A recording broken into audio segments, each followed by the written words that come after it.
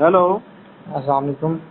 वालेकुम सलाम। ASP आका फसी बात कर रहा हूँ। जी भाईजान, कैसे हैं आप? ठीक हैं? अल्हम्दुलिल्लाह अल्हम्दुलिल्लाह, अल्लाह का शुक्र है। ये आपने जाके स्टेटमेंट करवाई है इनकी, जी बिल्कुल। यास्मीन बीबी की। जी जी। हाँ, तो हमारी जो TS आई थी उसने क्यों नहीं करवाई? उसकी उसने क्यों नहीं करवाई? तो बतौर कौंसल जाके करवाते हैं आप। हाँ तो मैं तो बतौर वकील गया हूँ उसके साथ। हाँ, तो वकील गए थे आप इनको तो नोटिस फिर? आया था तो इन्होंने जाना हाँ, था वहाँ पे। अभी मेरी बात सुन लेना। जी जी। जब वकील गए थे तो थोड़ा देख लेते ना कि स्टेटमेंट क्या हुई है। उसकी तस्वीर ही गलत है। तो वो तो कोर्ट का मैटर है भाई, मेरा तो उसमें कोई फॉल्ट नहीं है ना। तो तस्वीर फिर आप तो आओ ना इस तरफ, बात कर लेते हैं।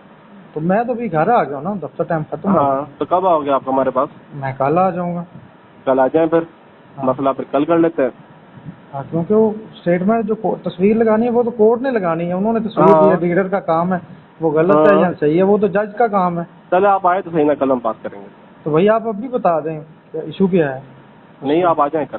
नहीं कल बता आएंगे दें, फिर बात करेंगे।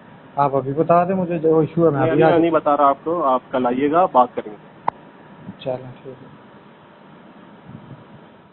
बिस्मिल्लाहिर्रहमानिर्रहीम, अस्सलाम वालेकुम। नाज़रीन, आपने मेरी अक्सर पोस्टों में ये देखा कि मैं पुलिस की वेलफेयर की बात करता हूँ, मैं पुलिस के बारे में बात करता हूँ, लेकिन जहाँ जहाँ पुलिस नाजवाजियाँ करती है वो भी हमेशा मैं उसकी निशानदेही भी करता हूँ और इसमें मैं माफ़ी नहीं देता। बहुत से दोस्त मुझसे नाराज़ भी हैं और वो कहते हैं जी कि मैंने जहाँ खाया, जिस पुलिस का खाया, जिसका नमक खा रहा हूँ, उनके बारे में बात करता हूँ।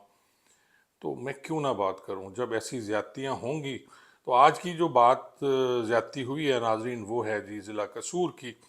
हालांकि कसूर में मेरे बहुत अच्छे भाइयों की तरह हैं DPO साहब, लेकिन शायद ये उनकी बस से बाहर थी बात जो हुई है। मैं आज आपसे गुजारिश करूंगा कि जी एक मुकदमा नाजरीन दर्ज होता है जी 2458/24 और ये 11/8/2024 का है। 365B का मुकदमा है जिसमें एक मगविया है जी। वो अगवा होती है एक लड़की 14 13 14 से 14 15 साल की और उसका नाम है जी यास्मीन बीबी दुख्तर मोहम्मद इकबाल।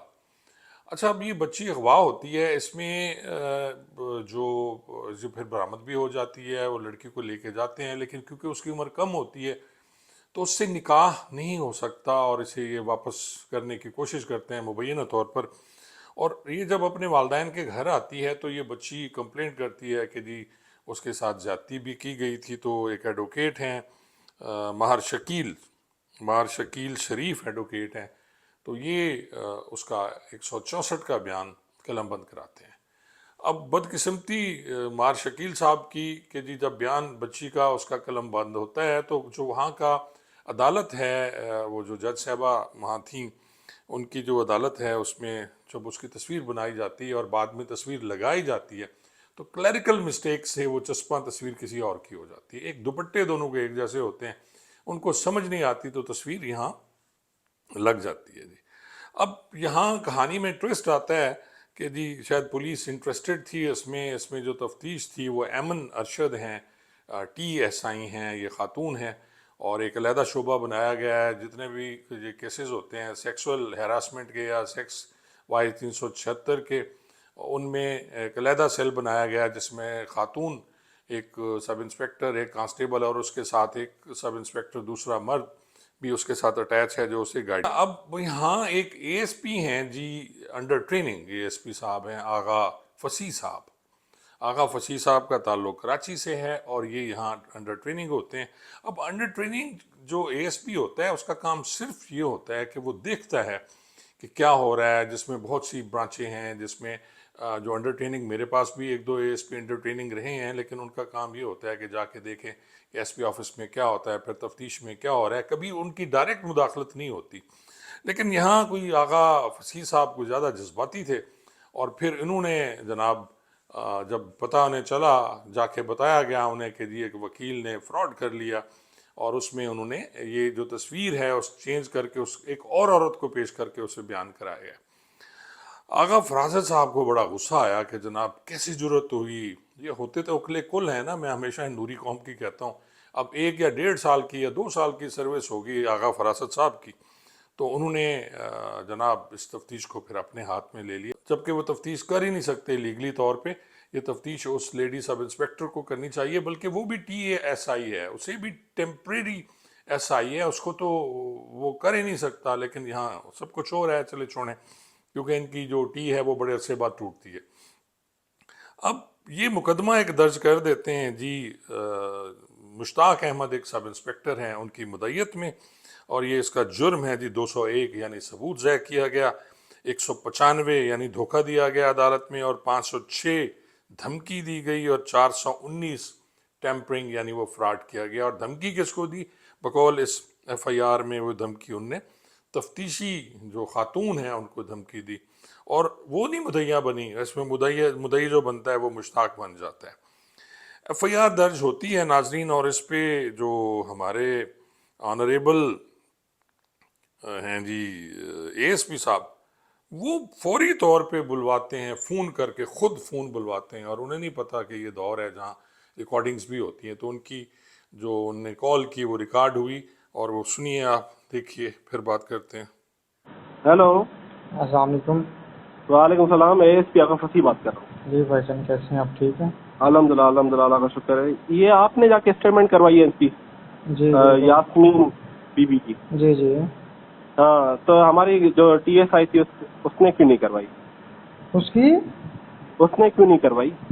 تو بطور کونسل جا کے کرواتے ہیں آپ. ہاں تو میں تو بطور وکیل گیا ہوں اس کے ساتھ. ان ہاں، کو تو نوٹس وکیل گئے تھے آپ؟ ان کو تو نوٹس پھر آیا تھا تو انہوں نے جانا ہاں، تھا وہاں پہ. ابھی میری بات سن لینا. جی جی. جب وکیل گئے تھے تو تھوڑا دیکھ لیتے نا کہ اسٹیٹمنٹ کیا ہوئی ہے. اس کی تصویر ہی غلط ہے. تو وہ تو کورٹ کا میٹر ہے بھائی، میرا تو اس میں کوئی فالٹ نہیں ہے نا. تو تصویر پھر آپ آؤ نا اس طرف، بات کر لیتے ہیں.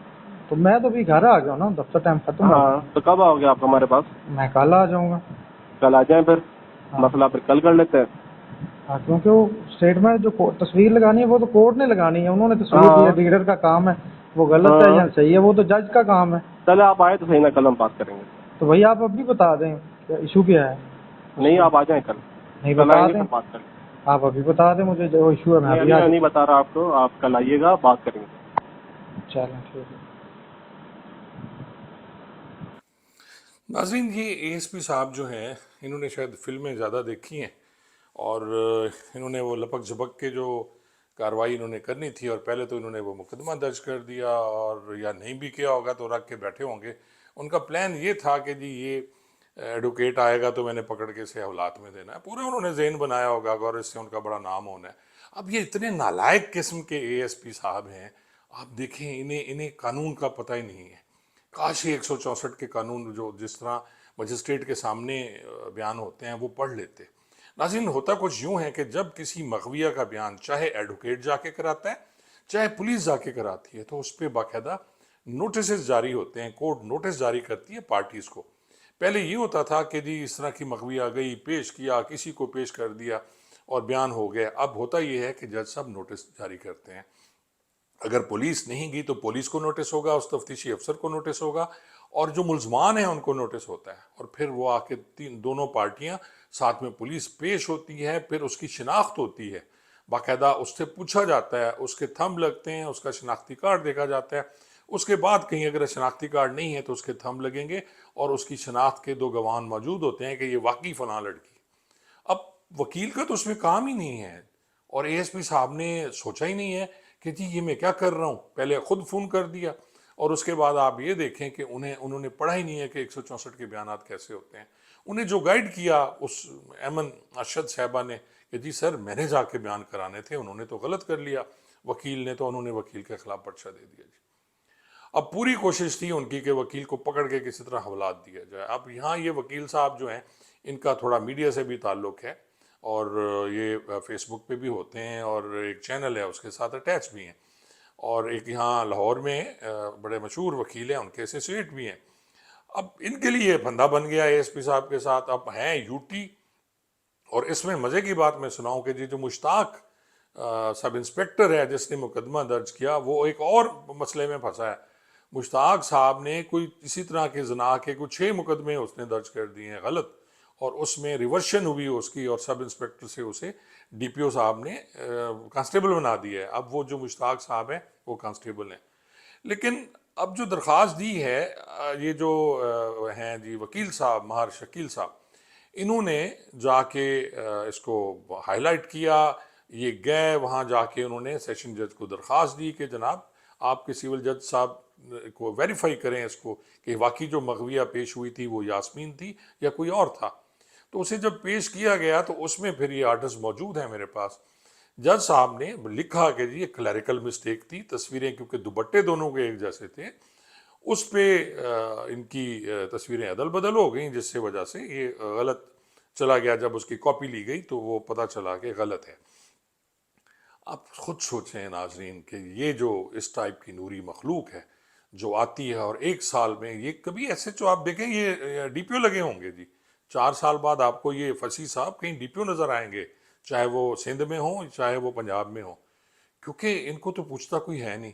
اب وکیل صاحب جو ہیں ماہر صاحب وہ پوری کوشش کر رہے ہیں کہ جی فصیح صاحب کے خلاف کارروائی کریں، کیونکہ ان کا جو مقدمہ ہے وہ خارج ہو گیا اسی گراؤنڈ پہ کہ جی وہ تو کلیریکل مسٹیک تھی اور وہ جوڈیشلی کا کام تھا، اگر کچھ غلط ہوا تھا تو اس میں کمپلینٹ عدالت کو بننا چاہیے تھا، لیکن یہاں انہوں نے خود ہی اپنے وہ اختیارات استعمال کیے، کسی سے پوچھا نہیں فصیح صاحب نے، اور یہ مقدمہ درج کر دیا۔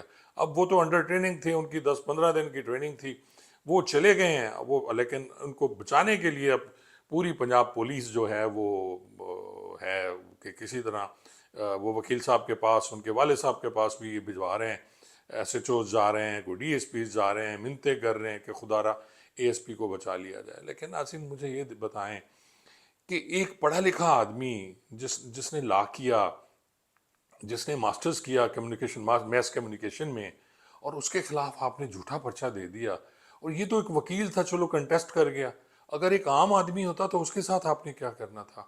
اور جو ہو رہا ہے ایک عام آدمی کے ساتھ، مجھے تو اس پہ شرم آتی ہے کہ یہ پولیس ڈپارٹمنٹ ہے اور یہ پولیس ڈپارٹمنٹ کے افسران ہیں، اسے اتنا نہیں پتا کہ میں نے جو گواہ ہے وہ تو طلب ہی نہیں کر سکتا، اگر اسے طلب کرنا تھا تو 160 میں 160 ضابطہ فوجداری میں وہ جو تفتیشی ہے بی بی ایمن ارشد، اس نے طلب کرنا تھا۔ اب نہ اسے کام آتا ہے نہ اسے کام آتا ہے، اور دوسرے وہ نااہلی کی جو اس کے ساتھ مشتاق ہے، اس کی نااہلی کی آپ انتہا دیکھ لیں کہ جی اس نے جھوٹے پرچے دیے جو اس میں پروو ہو گئے اس پہ، اور وہ کانسٹیبل بنا دیا گیا، سب انسپیکٹر سے کانسٹیبل بنا دیا گیا۔ اور لیکن یہ سزائیں صرف انہی تک محدود ہیں، ناریوں تک محدود ہیں۔ سزا اگر میں دیکھوں گا کہ اگر مقدمہ درج ہوتا ہے اس اے ایس پی کے خلاف کہ اس نے اپنے اختیارات سے تجاوز کیا، اس نے غلط کیا، اور پروف موجود ہے کہ جی وہ خود کال کر کے اسے بلا رہا ہے، لیکن وہ پتلی گلی سے نکل گئے ہیں صاحب، اور انہیں کوئی ہاتھ نہیں لگا سکتا کیونکہ وہ نوری ہیں۔ اور میں جب یہ نوری اور ناری کا تضاد بیان کرتا ہوں تو اسی لیے کرتا ہوں کہ نوری کا جہاں اور ہے، ناری کا جہاں اور۔ بہت بہت شکریہ۔